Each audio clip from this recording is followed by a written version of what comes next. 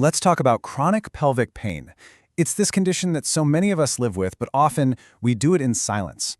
You know, if you've ever felt lost or just completely frustrated trying to get answers, you are absolutely in the right place. Today we're going to break down that huge first step, figuring out when and, just as importantly, how to ask for the right kind of help. So, let's dive in.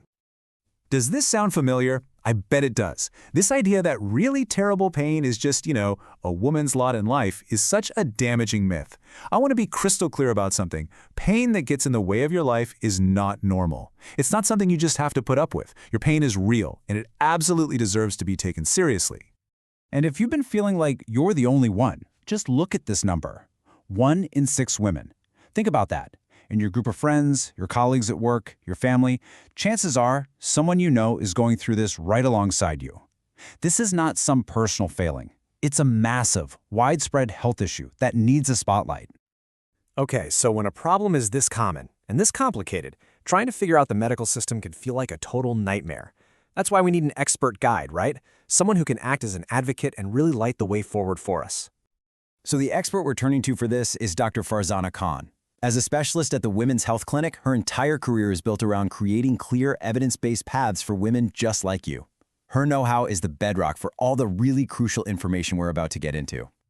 And believe me, that expertise has been earned over 20+ years of hard work and dedication. You can just see it on this timeline, from starting out in NHS gynecology way back in 2005 to now, where she's actually a key opinion leader who trains other doctors. This isn't just a job, it's a deep commitment to understanding something as complex as chronic pelvic pain.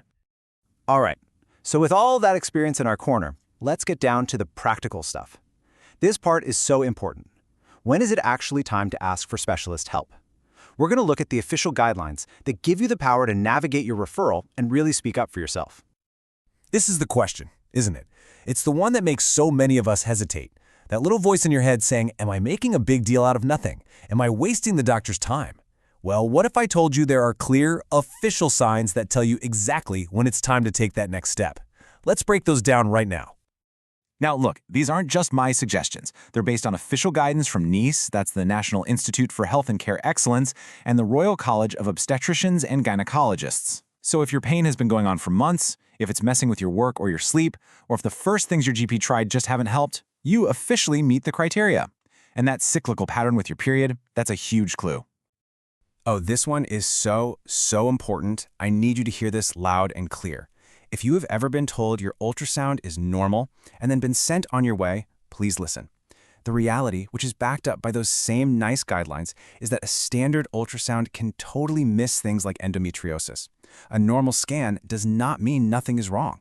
If you are still in pain, you are entitled to that specialist referral, period. Okay, we need to shift gears for a minute and talk about urgency. We've been talking about chronic, long-term pain, but some symptoms are what we call red flags. And these aren't about waiting and seeing. They are about acting and acting immediately. This is a term you absolutely need to know, the 2-week wait. It's an official NHS pathway, and it means that if you have certain symptoms, your GP has to refer you, and you must be seen by a specialist within 2 weeks. Knowing this term and what triggers it is incredibly powerful. It can be life-saving. And these are those specific triggers. Take a good look. Any bleeding after you've gone through menopause? That is an immediate referral. New bloating that just won't go away, especially if you're over 50? Don't let that get brushed off as just IBS. It's a key red flag. And of course, unexplained weight loss or a pelvic lump are also absolute non-negotiables. If you have any of these, you don't wait, you need that urgent 2-week referral. Okay, that was some heavy stuff, I know, but knowledge really is power. You now know the official rules for getting a referral. So how do you actually use that knowledge to take back control? Let's build your personal toolkit step by step. This is your game plan. First, keep a pain diary for a couple of months. Seriously, this turns your feelings into hard data. Second, get specific. Does the pain get worse with your bowels or bladder? Write it down. This helps point to the right kind of specialist. And then step 3, you walk into that appointment with your diary, your evidence, and you ask for the referral you now know you deserve. And finally, never ever forget this. It is your fundamental right. If you've done all the work, you've presented your evidence, and you still feel like you're not being heard, you are always entitled to a second opinion. It's not you being difficult, it's you being an advocate for your own health. You have to insist on it.